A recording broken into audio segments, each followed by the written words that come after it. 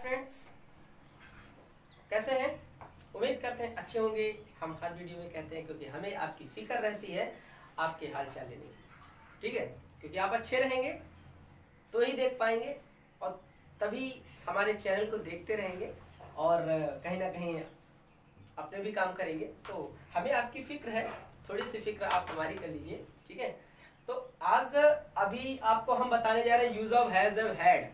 बहुत सारे use of has have had होते हैं, आपको पता भी शायद नहीं होगा, लेकिन बहुत सारे लोगों को हो सकता पता हो। अगर बच्चे अच्छे से पढ़ते हैं तो उनको पता भी होगा। Use of has have had चलते हैं, ठीक है? Use of has have had, ठीक है? इसको आप विल हैव, शैल हैव भी थोड़ा सा आगे बढ़ा सकते हैं। Will have, shall have,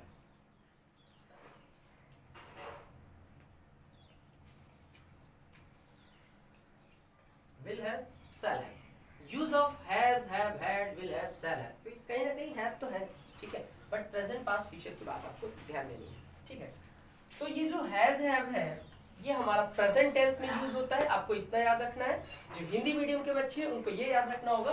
present tense में लास्ट में जानते बच्चों क्या आता है,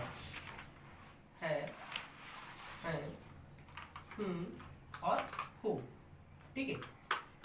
अभी सभी में है, सीधी सी बात। हाथ से हाथी, हाथ से हल। बच्चे ध्यान से, छोटे सा मजाक कर रहा हूं। हैड का मतलब होता है था, थी और थे। तो इसमें था थी थे का मतलब था से स्टार्ट हुआ है, यानी कि वो पास्ट है, वो गुजर गया, ठीक है?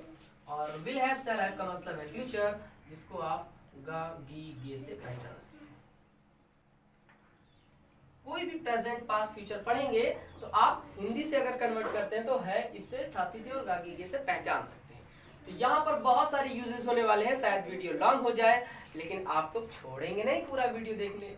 आपको देखना है ना, देखे बिना आपको पूरा वीडियो छोड़ना ही नहीं है, क्योंकि अगर आप बीच में छोड़ देंगे तो आपको समझ में नहीं आएगा, है ना? तो आपको अगर पूरा समझना है, अच्छे से समझना है, तो आपको वीडियो देखना ही पड़ेगा, ठीक है? पूरा वीडियो देखेंगे आप लोग। चलिए स्टार्ट करते हैं हैज ऑफ हैड, ठीक है?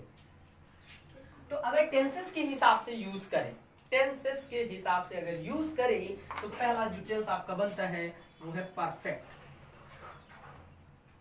परफेक्ट, ठीक है? देखते रहिए अच्छे से, छोड़ना नहीं वीडियो को बीच में। परफेक्ट टेंस,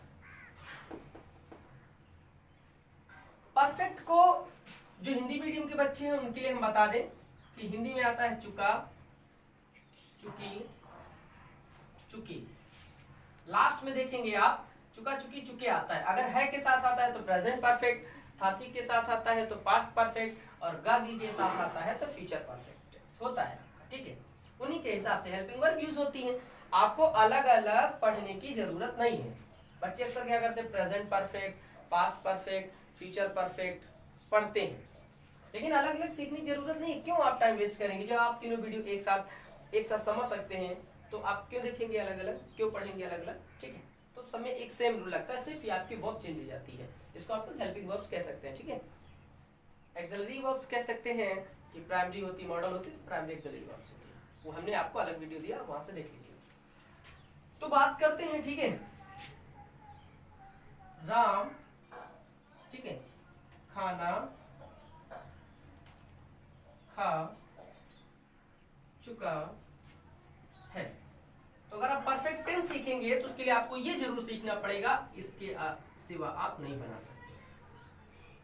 वर्ब की थर्ड फॉर्म आपको आनी चाहिए, बस यही टफ है, बाकी इसमें कुछ है ही नहीं, ठीक है? तो ये आपका अफर्मेटिव सेंटेंस है। तो अफर्मेटिव सेंटेंसेस के लिए आप स्ट्रक्चर को फॉलो करेंगे। जो स्ट्रक्चर होता है आपका subject, helping verb, main verb, object. कोई भी अफर्मेटिव हो, कोई भी टेंस का हो, तो आप इसी को फॉलो कर सकते हैं, ठीक है? तो देखेंगे सब्जेक्ट कौन है। सब्जेक्ट होता है कर्ता, यानी कि जो कार्य करता है। यहाँ पे राम है तो राम को लिखेंगे सबसे पहले हम लोग। उसके बाद हेल्पिंग वर्ब है, तो ये हमारी वर्ब्स होती। तो आप बच्चों बताओ यहाँ पर क्या लिखा हुआ है, लास्ट में है लिखा हुआ है ना? तो है से आप क्या समझ पा रहे हैं कि ये प्रेजेंट टेंस का निशानी है, ठीक है? ये आपका प्रेजेंट होता है, ये पास्ट है, एंड ये फ्यूचर है। तो प्रेजेंट है तो हैज हैव में से देखिए राम एक सिंगुलर नाउन है, ये सिंगुलर के लिए होता है, ये प्लूरल के लिए होता है, तो आप यूज करेंगे सिंगुलर के लिए राम हैज। फिर क्या है वर्ब, मेन वर्ब आपकी है ना, थर्ड फॉर्म चाहिए उसकी। और वर्ब क्या होती है, जो कार्य हम करते हैं। तो यहाँ पर कौन सा कार्य किया जा रहा है, खाने का काम किया जा रहा है ना, तो खाने की क्या होती है ईट, उसकी थर्ड फॉर्म हम लोग लगाएंगे ईटन। हमको यह इंपॉर्टेंट है, आपको हमेशा थर्ड फॉर्म ध्यान रखना है, बाकी तो इसमें कुछ है ही नहीं, सिर्फ थर्ड फॉर्म पे थोड़ी मेहनत करनी है। तो राम हैज ईटन, फिर क्या बचा आपका ऑब्जेक्ट बचा। ऑब्जेक्ट क्या है, जिसको किया जाए, अगर खा रहा है तो किसको खा रहा है, खाने को खा रहा है ना, तो उसको फूड लिख दीजिए ना, ईटन द फूड, बस हो गया, ईटन द फूड। तो Ram has eaten the food. अगर आप पास्ट का बनाना चाहे, राम खाना खा चुका था, तो हम टाइम नहीं वेस्ट करेंगे, ये हम नहीं लिखेंगे, डायरेक्ट आपको इंग्लिश बनाकर सिखाते हैं, ठीक है। तो राम खाना खा चुका था का क्या होगा, स्ट्रक्चर यही रहेगा, तो राम वही रहेगा। हेल्पिंग वर्ब सिर्फ चेंज होती है, बाकी कुछ नहीं चेंज होता है। अगर आपको पास्ट में जाना है तो आप हैज का हैड कर सकते हैं, क्योंकि प्रेजेंट में हैज है और पास्ट में हैड जो सभी के लिए लगता है। तो सिर्फ हैड चेंज करने से, हैड ईटन द फूड, तो दोनों सेंटेंस में आप देखिए क्या चेंजेस है, इसमें हैज है और इसमें हैड है। तो प्रेजेंट परफेक्ट से पास्ट परफेक्ट में हम डायरेक्टली पहुंच गए। अगर आप ऐसे समझेंगे कि प्रेजेंट परफेक्ट से पास्ट परफेक्ट में जाने के लिए हैज का हैड कर देते हैं, या हैव आता तो भी हैड कर देते हैं, तो आप लोग समझ लीजिए कि आप लोग डायरेक्ट इनडायरेक्ट यानी कि नरेशन की ओर बढ़ रहे हैं। अगर आप ऐसे सीखेंगे तो नरेशन का भी थोड़ा सा इसमें सीख सकते हैं, वरना आपको अलग से सीखना पड़ेगा, तो फिर आपको नरेशन समझ में नहीं आएगा। तो फ्यूचर का भी बना लेते हैं, उसमें क्या हुआ, उसमें भी हेल्पिंग वर्ब चेंज हो जाएगी। तो बच्चों देखो फ्यूचर में दो होती हैं, विल हैव और शैल हैव। तो ये प्रेजेंट परफेक्ट, ये पास्ट परफेक्ट, अभी फ्यूचर परफेक्ट हम बना लेंगे। राम खाना खा चुका है, इसका हुआ राम खाना खा चुका था, अगला होगा राम खाना खा चुका होगा। तो उसमें हम विल और शैल हैव का अक्सर मेनली क्या यूज करते हैं, जो शैल होता है ना आईवी के लिए यूज होता है, बाकी सबके लिए विल होता है। लेकिन इसके साथ एक चीज और है, तो जब भी कभी हम कंफर्मेशन में आते हैं, है ना, कि नहीं हमको वो वर्क करना ही करना है, बिल्कुल डन है, तो हम लोग विल का शैल और शैल का विल यूज कर सकते हैं। ऐसे लोग कहते थे कल तुम आओगे, हाँ आएंगे, कल आएंगे, तो वहां पे क्लियर नहीं कि वो आएगा या नहीं आएगा, लेकिन वो अगर श्योर है कि नहीं वो कल आएगा, किसी भी हालत में आएगा, बिल्कुल आएगा ही आएगा, तो विल का शैल और शैल का विल यूज कर सकते हैं हम लोग, ठीक है। तो इसका फीचर बना लेते हैं, बहुत ही सिंपल है। राम अपनी जगह पे, सब्जेक्ट अपनी जगह पे, सिर्फ हेल्पिंग वर्ब यहाँ पे लिख लेंगे, राम विल हैव, बाकी वही रहेगा, ईटन द फूड। तो Ram has eaten the food, Ram had eaten the food, Ram will have eaten the food. Ram खाना खा चुका है, राम खाना खा चुका था, और राम खाना खा चुका होगा। तो दोनों हो गए ना, तीनों आपके मिला के प्रेजेंट परफेक्ट, पास्ट परफेक्ट और फ्यूचर परफेक्ट। तो ये एक साथ आप जब सीख सकते हैं सिर्फ इसको चेंज करने से, बाकी तो समय वही होता है। आपको इसमें टफ ये नहीं, हैज हैव हैड तो आप बहुत ही आसानी से लर्न कर लेंगे, लेकिन आपको लर्न करना है मेन वर्ब की थर्ड फॉर्म। तो ये था टेंस के आधार पर आपने सीखा हैज हैव हैड का यूज। अभी हम आपको बताएंगे अदर सेंटेंसेस के अकॉर्डिंग। अभी आपको बताने जा रहे हैं यूज हैज हैव हैड का एक अगला यूज, जो सेंटेंस टेंस के हिसाब से नहीं है, सेंटेंस के हिसाब से सीख लेते हैं, ठीक है। बहुत सारा अच्छा यूज है, बहुत ही सिंपल है। इसमें देखिएगा क्या है, वर्ब आपको यूज नहीं करनी है। वर्ब का मतलब है मेन वर्ब, जो कार्य होता है, जिसको हम लोग क्रिया बोलते हैं हिंदी में, ठीक है। सकर्मक क्रिया, अकर्मक क्रिया होती है ना, एक होती है मुख्य क्रिया, तो आपको वो तो यूज नहीं करनी है, ठीक है। एग्जाम्पल्स के तौर पे देखिए होता क्या है, जब हमको कभी मालिकाना हक दिखाना होता है, मालिकाना हक, ये मेरा है, वो मेरा है, या हमारे पास जो है इतने प्लॉट है, हमारे पास इतने मकान है, ठीक है, या फिर उसमें रिलेशन का भी आ जाता है कि मेरे एक भाई है, मेरे दो बहनें हैं। तो इस तरह के जब सेंटेंसेस आते हैं उसमें पास का यूज तो नहीं होता है, वैसे ये तो एक कॉमन है। देखिए ये क्या लिखा हुआ है, पास। तो बहुत सारे सेंटेंसेस में पास आता है कि मेरे पास एक कार है ना, मेरे पास एक कार है, कार है, कार थी, कार होगी।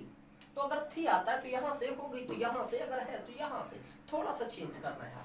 तो मेरे पास एक कार है, ठीक है, सिंपल सा वही है। इसमें आपका मेन वर्ब तो होना नहीं है, तो सब्जेक्ट, हेल्पिंग वर्ब और ऑब्जेक्ट की तरह से आप इसको फिल कर सकते हैं, क्योंकि वर्क इसमें हो ही नहीं रहा है। जिसमें वर्क नहीं होता है, काम नहीं होता, उसमें मेन वर्ब का कोई काम नहीं होता। यहाँ पर मतलब बहुत ही ईजी है, थर्ड फॉर्म की कोई टेंशन ही नहीं है, सिंपल। सिंपल। यहाँ पर ये क्या लिखा होता है, ये पोसेसिव केस की तरह लिखा होता है, मेरे पास, तुम्हारे पास, उनके पास, तो पोसेसिव की तरह यूज होता है। लेकिन बहुत सारे बच्चे गलतियां करते हैं, माई मिस, मेरा, मेरी, मेरे होता है ना, तो माई मिस। तो यहाँ पे पोसेसिव नहीं, यहाँ पर सब्जेक्ट यूज हो रहा है। एक होता है सब्जेक्टिव केस, एक ऑब्जेक्टिव केस, और एक होता है पोसेसिव केस।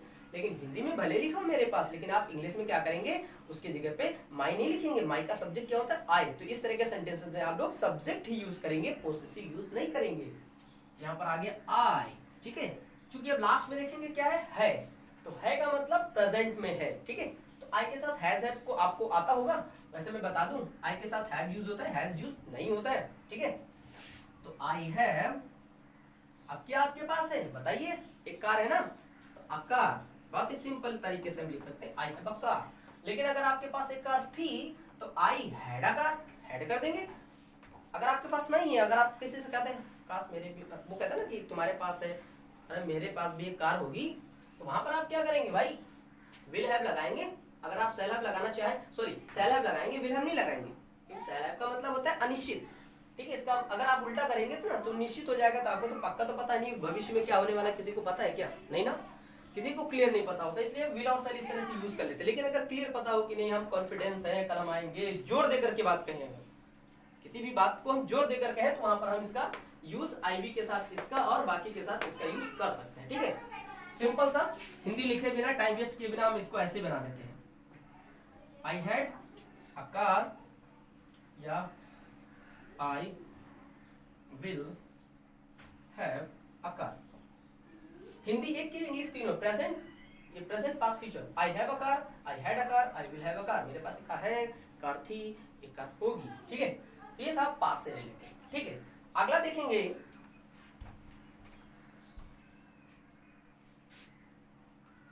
देखिए अब देखते हैं संबंध हम लोग।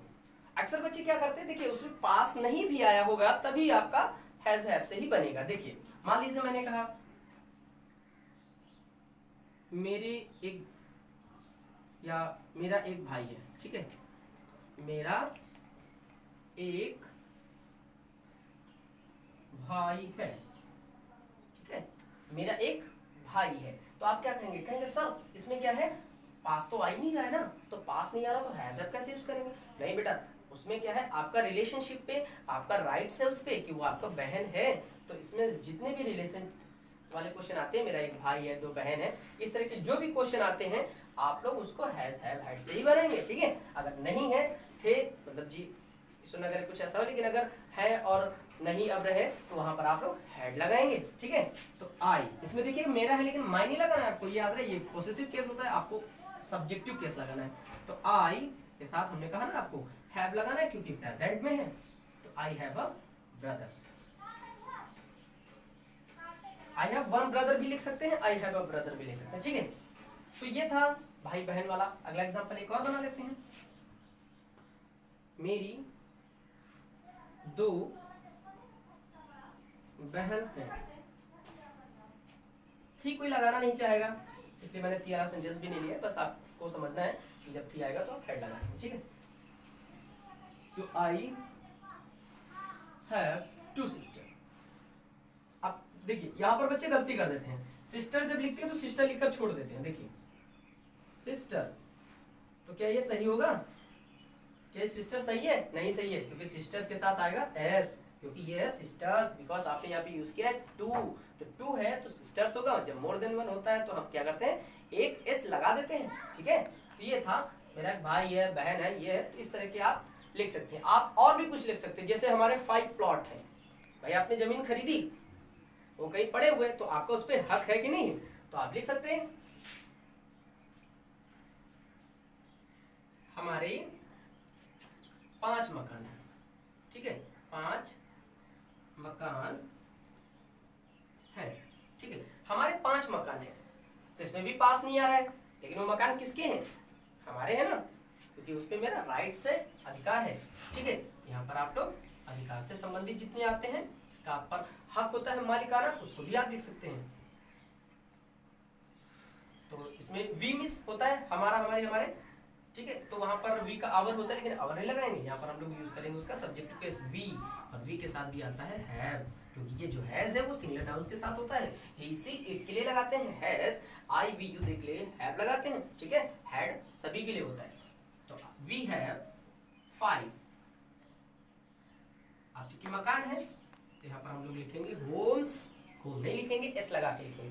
देखिए बहुत सारे बच्चे कहते हैं होम का मतलब भी मकान घर होता है और हाउस का मतलब होता है। देखिए पहले क्या था, हाउस चलता था, क्योंकि पहले हाउस होते थे, कच्चे घर होते थे, आजकल पक्के बनने लगे तो उनका नाम दे दिया मकान। तो एक नई स्पेलिंग भी आ गई होम, तो हाउस का होम हो गया तो घर का मकान हो गया, इसमें कोई टेंशन है। भवन भी होते हैं, भवन को आप लोग क्या कहेंगे, महल कहेंगे, पैलेस कहेंगे, है ना।